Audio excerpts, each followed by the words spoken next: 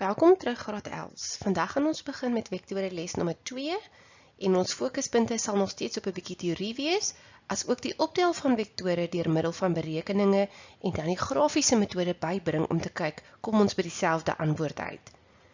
Ons eksamenriglyne gaan nog steeds vir ons fokuspunt bly om te kyk wat van ons verwag word.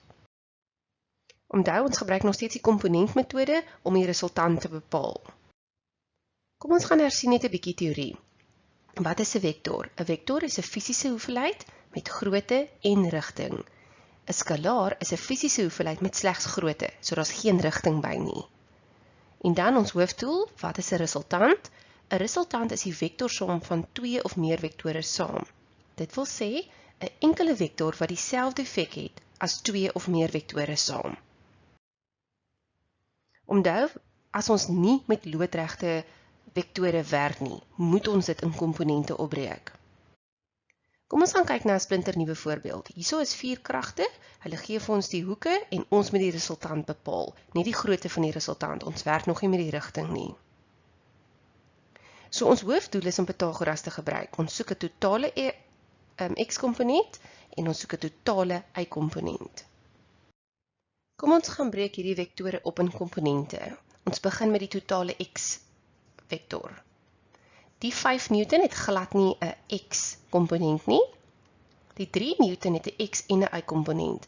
Ons kan hierso sien dat die x-rigting gaan na regs en die y afwaarts.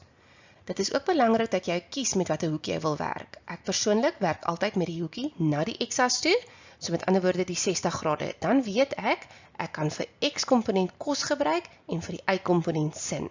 Maar jy sal sien, jy kan met daai 30 grade ook werk, maar dan moet jy met sin werk en jy kom presies by dieselfde antwoord uit. Die 8 Newton het 'n x en 'n y-komponent. Die x-komponent werk na links, so dis belangrik dat jy daai negatiewe teken insit, en die y-komponent werk afwaarts. So ek gebruik hierso 8 Newton cos van 30.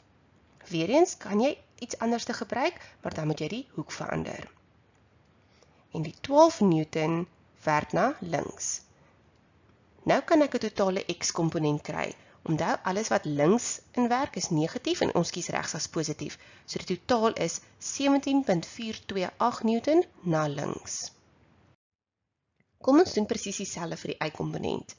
5 Newton is heeltemal net in die y-komponent, so 5 Newton opwaarts, hy het geen x-komponent nie. Soos ons voorheen bepaal het, die 3 Newton het 'n x en 'n y, maar ek gebruik steeds die 60, dan weet ek kan met sin werk. So dis 3 Newton sin van 60, dan kry ek 2.598 Newton afwaarts. Ek kan met cos werk, maar dan moet ek met die 30 grade werk. 8 Newton het 'n x en 'n y-komponent, ek gebruik die 30, so nou kan ek met sin werk. En die 12 Newton het glad nie 'n y-komponent nie. Nou kan ek alles optel en ek kry 'n totaal van 1.598 Newton afwaarts. Goed, nou het ek 'n totale x-komponent en 'n totale y-komponent. Nou kan ek Pythagoras gebruik. My totale x-komponent was 17.428 Newton na links en my y-komponent 1.598 Newton afwaarts. En daar is my resultant.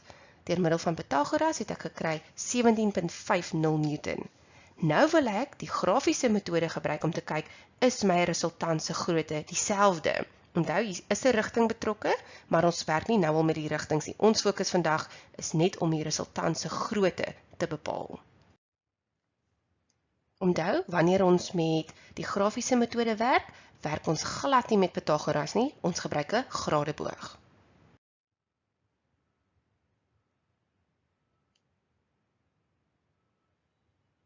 So kom ek begin met 'n assestelsel. En jy kan met enige vektor begin. Ek begin sommer met die 5 Newton. So ek gebruik 1 cm as 1 Newton. So ek begin by die oorsprong en ek teken 5 cm opwaarts vir die persvektor. En dan benoem ek my vektor 5 Newton. Goed. Dan teken ek 'n nuwe assestelsel. En ek besluit, goed, nou gaan ek met die 3 Newton werk. So onthou, 1 cm verteenwoordig 1 Newton, maar ek moet eers die hoek kry. So ek werk met 30 grade, 10, 20, 30 grade en ek hou daai puntjie en dan teken ek 3 cm van my nuwe assestelsel afwaarts, teen daai 30 grade hoek.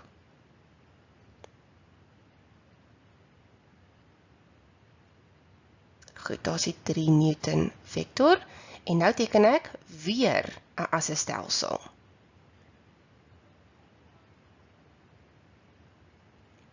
Nou gaan ek die 8 Newton vektor teken. Ekskuus, eers die 12 Newton vektor. Hy is 'n bietjie makliker, hy is reguit na links, hy het geen x-komponent nie. So 12 cm gee vir my 12 Newton. En nou gaan ek die 8 Newton vektor doen. Weereens 'n assestelsel, en nou moet ek 30 grade teken na die x-as toe. Of ek kan nie 60 gebruik, het maak nie saak wat is jou verwysingspunt nie. So ek gaan sommer die 60 teken, 10, 20, 30, 40, 50, 60, en dan weet ek die ander kant sal 30 wees. En dan gebruik ek 8 cm vir daai vektor. Teken so akkuraat as moontlik.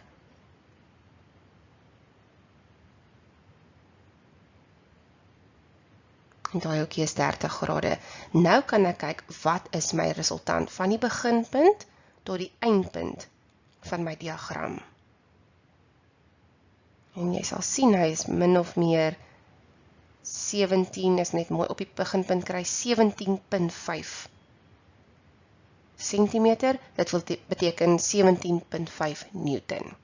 Dis hy, en dit stem ooreen met ons berekeninge.